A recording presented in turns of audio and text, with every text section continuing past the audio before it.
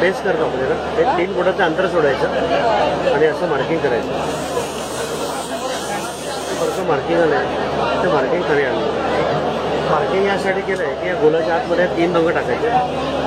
पहिला रंग त्या मार्किंगवर टाकला.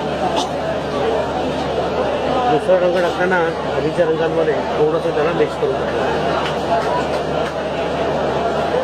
तिसरा रंग हा मध्ये पूर्ण भरून टाकला.